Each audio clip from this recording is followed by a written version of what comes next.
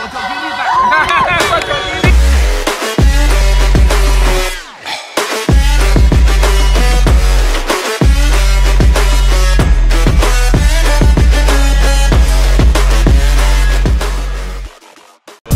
Yo, assalamualaikum warahmatullahi wabarakatuh. Ketemu lagi di channel TikTok Football First. Hari ini lagi masih di tempatnya Bos Muli sih, mumpung nih ada si ganteng di sini, kita tarik, kita tanya-tanya nih, mumpung. Gimana kabarin? Alhamdulillah masih recovery ya dari cedera. Perjalanan udah 3 bulan lah. Oke. Tapi udah lebih enak? Udah lebih enak. Udah bisa mulai buat minggu depan udah mulai jogging gitu belum ya? Belum. Jogging gitu paling ya. Oke. Keren. Lu bisa di level ini, pernah kebayang nggak dulunya di level sampai timnas gitu? Sempet nggak nyangka sih, karena dulu kayak sebelumnya tuh masih nonton TV di timnas, kayak zaman Evan Dimas dulu U19 yang juara di Sidoarjo, kayak masih nonton. Wih, apa kayak supporternya, pemain-pemainnya tuh keren-keren banget kan, kayak masih nonton. Terus akhirnya kayak makin berjalannya waktu itu ikut kompetisi, banyak kompetisi, terus ada seleksi buat timnas juga, akhirnya kepanggil. Oke. Tapi memang sepak bola udah dunia lu dari kecil? Oh, dari kecil emang udah gila bola semua. Keluarga tuh emang gila bola. Oh gitu. Tapi emang ada darah sepak bolanya di keluarga lu?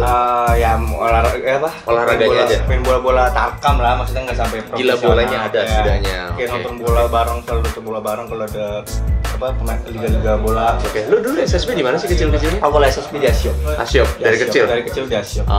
Oke, bareng sama siapa aja angkatan lu dulu? Oh, angkatan 2002 kan? 2002. Angkatan saya maling Montella, Malik, Ilhan, banyak lah. Oke. Tapi lu juga pernah ngobrol sama Zahra, sempat dinaikin ya ke yang usia tua gitu atau gimana? Pernah main sama Zahra lah intinya pokoknya ya? Pernah main sama Zahra intinya. Oke. Pernah sempat juga latihan sama yang angkatan di atas 2001, 2002. Pernah main juga di angkatan 2001 kayak Zakiri. Iya. Kayak siapa lagi ya? Rehan, banyak lah. Rere ya. Oke. Nah, ceritain juga dong perjuangan lu sampai ke level ini, pastinya kan juga gampang gitu ya. Ini gue bikin channel ini karena sebagian besar penontonnya anak-anak SSB khususnya gitu, yang mereka juga mendamba untuk menjadi the next Randy Juliansyah gitu.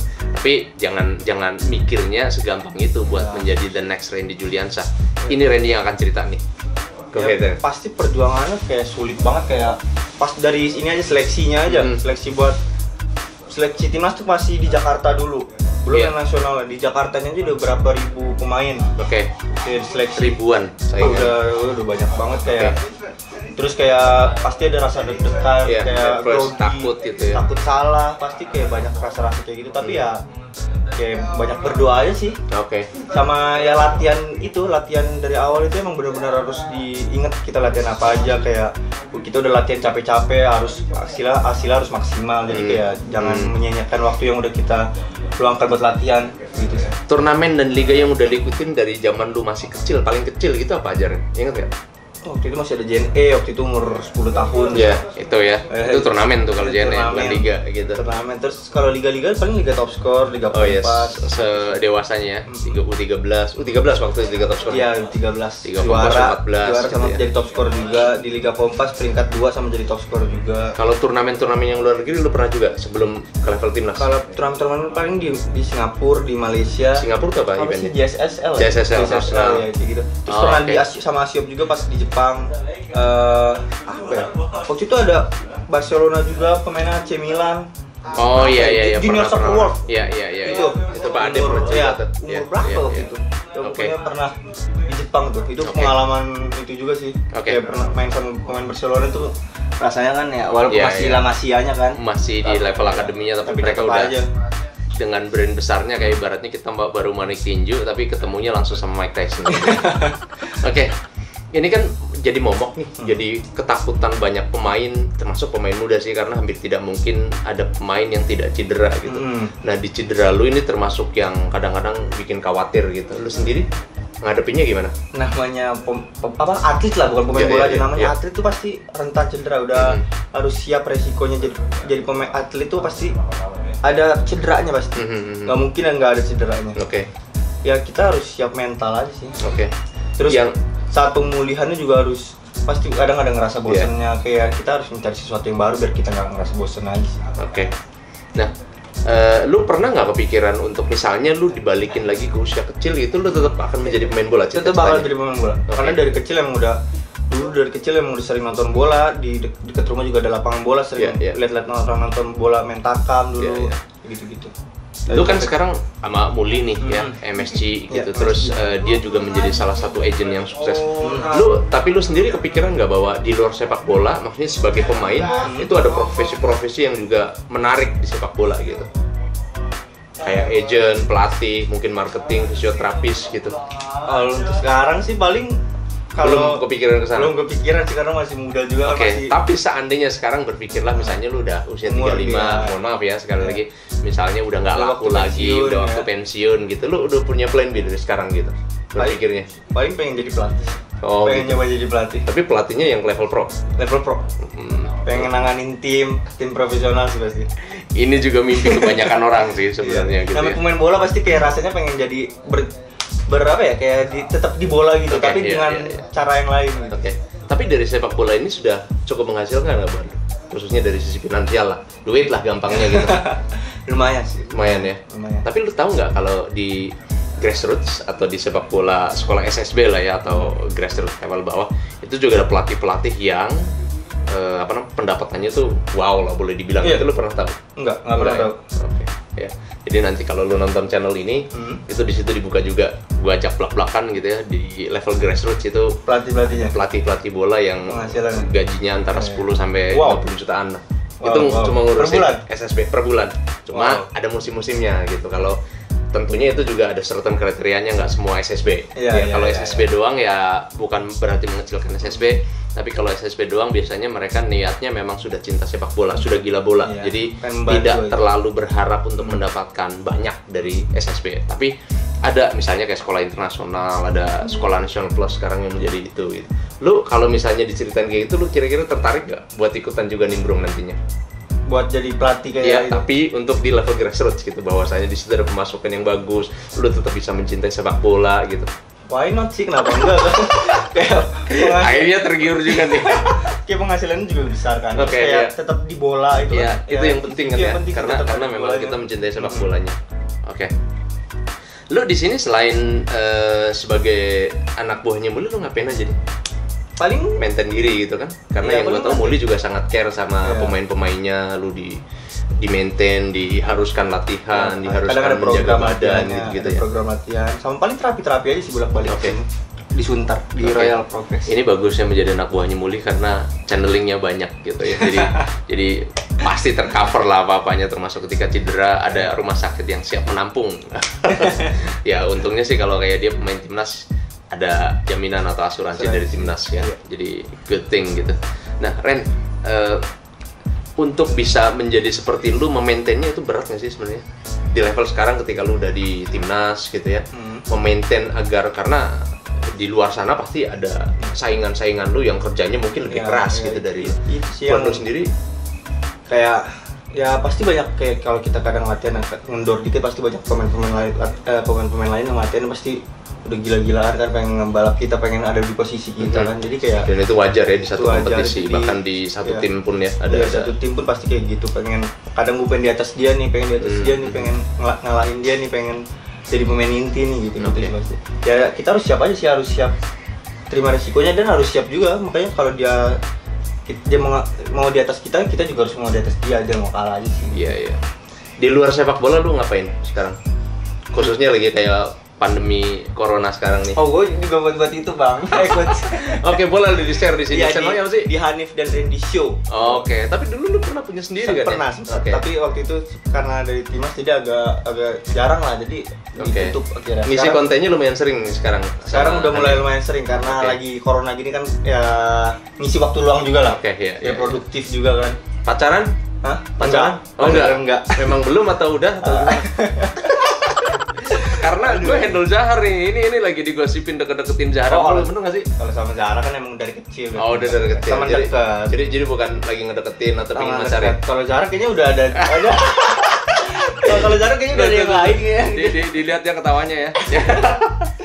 Jadi kalau Zahar emang dari kecil tuh udah temen deket. Sering main ke rumahnya juga dari kecil. Oke. Ya. Terus kalau misalnya sekarang nih ya, kesempatan ini datang lagi untuk ada tawaran, karena Muli kemarin juga nawarin beberapa pemain yang gue tahu gitu ke luar negeri gitu, lu sangat mau untuk bisa main di luar negeri. Pastilah, pasti. Yang lu incer mana? Misalnya maksudnya bukan klub lah, negaranya aja dulu gitu. Yang realistis, tapi jangan kalau ke Eropa kayaknya terlalu berat. Dari tadi Muli ngomongin udah ngotot gitu, pakai otot leher tuh, berarti memang berat buat saingan ke sana gitu kan. Pasti harus ada step by step lah, Oke. pasti dari Asia. Enggak, tapi dulu. yang lu incer gitu, lu pernah Jepang. Jepang. Kenapa Jepang? Waktu itu pernah trial ke juga sana. di Jepang. Oke. Berapa lama Di- sih waktu di Jepang? 10 hari. Yang 10 hari. Amori Yamada itu emang pemainnya gila-gila banget, disiplinnya itu benar-benar kayak latihannya aja itu bukan pelatihnya, udah dia sendiri nyiapin pemanasan, kaptennya ada. Oke. Kaptennya itu nyiapin pemanasan sendiri. Jadi pelatihnya tinggal kayak masang pemain aja, ini yang main nanti ini. Tapi pas latihan itu udah kaptennya sendiri yang nyusun latihan-latihannya. Oh, oke. Yang membedakan secara general latihan di sini dan di Jepang apa? Waktu itu pas di Jepang nggak terlalu banyak kayak latihan sih, paling pemanasan doang karena langsung game-game terus di sana. Oke. Jadi kayak langsung 11 lawan 11, jadi nggak latihan Oh, tuh kayak- balikin ke sepak bola holistik, bahwa sepak bola adalah dimainkan sebagai sepak bola. Jadi paling pemanasan buat main nanti aja, buat game aja. Jadi kalau latihan buat kayak taktik-taktik tuh belum dapet di sana. Tapi kan kalau ke luar negeri biasanya ya kendalanya ada 5 hal lah ya. Satu pasti bahasa. Bahasa. Lu bisa beradaptasi dengan bahasa Jepang pasti susah banget kan? Susah banget karena Susah banget. di sana orang Jepang juga bahasa Inggrisnya juga jelek banget. Oh, tuh. Terus yang ya ada beberapa juga dari orang dari Korea, Iya, dari Rusia waktu itu ya bahasa Inggrisnya bisa sedikit. Oke. Terus yang kedua biasanya makanan. Makanan. Lu adaptasi juga makanan? Kalau makanan Beda nggak terlalu atau sih. nggak terlalu ya? Ada Gampang nasi aja juga, buat ada lu. ikan paling kayak gitu, Oke. itu nggak terlalu ngaruh. Oke. Terus kalau cuaca Cuaca kemarin lagi musim dingin itu benar-benar ngaruh banget. ngaruh bangetnya gimana? Kayak Katanya kan kaku kalau semua, ya kaku gitu semua. jempol kayak biar nggak bisa Iya, gerak gitu ya. Walaupun udah pakai sarung tangan, udah pakai apa ya, udah pakai daleman semuanya segala macam, tetap aja. Waktu itu padahal 4 derajat tapi kayak emang di sana emang kayak apa ya?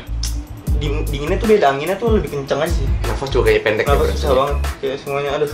Kalau culture gitu, budaya, ada culture shock nggak pas lu pertama kali ke Nggak ada sih. Jepang? Nggak Nggak ada. ada sih, nggak Lu ada. cepet ya kalau Cepet. adaptasi budaya. Iya. Nah, ini dulu guru gue Paul Sipride dari Inggris bilangnya juga gitu. Pemain Asia bahkan Asia. bukan cuma ASEAN, bukan cuma Indonesia gitu ya. Yang kadang-kadang paling bisa disoroti adalah habits. Habits tuh relatednya misalnya kayak disiplin. Disiplin Iya. itu di sini misalnya katakanlah disuruh latihan jam 7, datangnya jam 7.15. Itu di sini ditolerir. Habis minum botolnya atau gelasnya dibuang Dibuang sembarangan. Di sembarangan. sini masih ditolerir lah ya bahasanya, walaupun kadang-kadang ditegur juga. Kalau di sana nggak sama sekali kan? Nggak sama Lu sekali. ketemu habits yang ternyata lu bawa dari sini di sana, lu keceplosan gitu pernah? Enggak. Misalnya kayak habis minum terus lu buang botolnya Enggak sih. sembarangan gitu. Soalnya Nggak? kayak pas kita mau berangkat latihan terus kita jalan kaki, jadi Iya. kayak jadi jam 5 tuh udah makan, jam 5 pagi Iya, jam 5 udah pagi makan, jam 6 udah siap-siap udah berangkat tuh. jalan kaki. Jalan kaki. Tapi nggak jauh kan?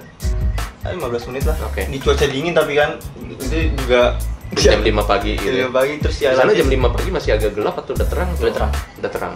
latihan paling jam 7. Jam 7 itu udah mulai latihan, jadi jam 5 makan, jam 6-an udah mulai jalan kan. Jadi ya nggak terlalu ini sih, nggak sampai telat banget. Kalau mungkin di Indonesia karena macet kali.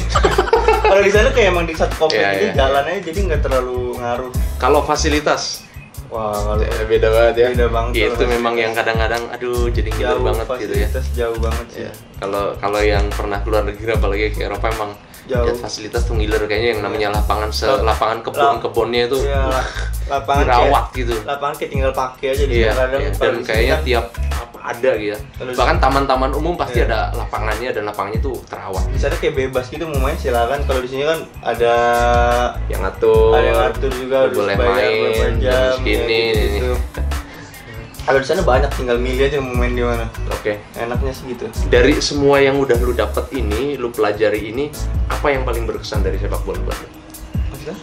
Ya kan lu udah pernah ke Jepang, udah sampai ke timnas, sudah ke banyak tempat, banyak level gitu. Yang paling berkesan dari sepak bola buat lu apa? Yang paling berkesan ya pasti masuk timnas. Masuk timnas Masuk nih. timnas. Kenapa? Karena emang cita-cita dari kecil, karena Oke. cita-cita semua pemain bola di Indonesia, Iya, iya. walaupun nggak di Indonesia pasti Pastinya main untuk main di timnas. tim nasional. Main membela negara. Oke. Itu sih pasti. Dan ketika lu berhadapan dengan itu, berarti lu punya kesiapan mental untuk ketika tim lu kalah, timnas kalah, lu dihujat, atau Wah, bukan cuma lu tim lu gitu, ketika Itu- menang itu disanjung-sanjung. pasti sih, itu pasti. Itu lu menghadapi begitu gimana? Kadang kalau kayak gitu paling dia nyerangnya media sosial sih. Oke, iya. Paling kita kayak nggak usah buka media sosial untuk beberapa hari. Tapi emang itu dianjurkan sama pelatih nggak sih? Misalnya Enggak. kayak lu nggak boleh main Instagram selama persiapan kalau itu dibatasin kalau tapi kalau misalnya nggak usah lihat Instagram nanti banyak hujat-hujatan tuh nggak pernah ada, paling kesadaran diri aja masing-masing. Oke. Dan memang dibatasi lah ya. Kalau dibatasin. Oke, endingnya kira-kira kalau lu sekarang bisa nyampein message ke adik-adik lu lah bahasanya gini yang mau jadi the next Randy Juliansyah, apa kira-kira yang bisa disampaikan message-nya? Apa ya, paling kayak misalnya masih adik-adik ini masih latihan di SSB itu nggak cukup lah. Kayak latihan di SSB itu nggak cukup, paling ada latihan di rumahnya juga tambahan sendiri. Kayak banyak di rumah bisa latihan banyak, kayak skippingan, jogging bola, passing, jogging itu banyak banget. Iya. Bisa latihan. Jadi nggak harus di SSB aja, nunggu di SSB masih bisa latihan di rumah. SSB paling katakanlah dia latihan 3 kali seminggu, lu latihan cuma 1,5 jam sampai 2 jam gitu. Itu nggak cukup sih. So you need to repeat, repetition is the mother of learning. Thank you banget Ren. Siap. Udah nyiapin waktunya ya ngobrol santai gini ya. Karena ini tumin-tuminan, biasanya kalau mau tampil di Instagram dandan dulu, makanya kelihatan ganteng banget. Sekarang agak bucol dikit lah ya kan. Cuma di channel ini TikTok Football First, jangan lupa subscribe, like, share, komen sebanyak-banyaknya. Saya Coach Yahya dan saya Randy Juliansyah untuk TikTok Football First, salam sepak bola. Salam sepak bola.